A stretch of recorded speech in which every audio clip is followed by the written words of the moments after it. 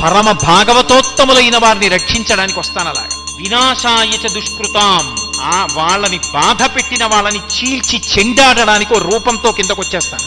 అంటే ఈశ్వరుడు కూడా ఉద్వేగం పొందేది ఎప్పుడు అంటే భాగవతుల జోలికి నువ్వు వెళ్ళావా ఆ హింస కట్టి కుడిపేస్తుంది, ఈశ్వరుణ్ణి దింపేస్తుంది భూమి మీదకి.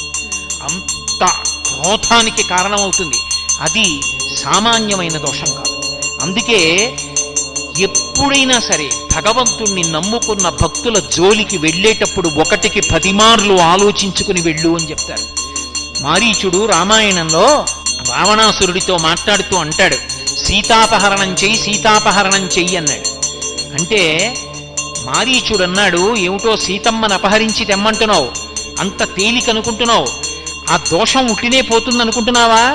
సీతమ్మను అపహరించి తెస్తే రాముడు కనపడకపోతే సీతమ్మ ఏడిస్తే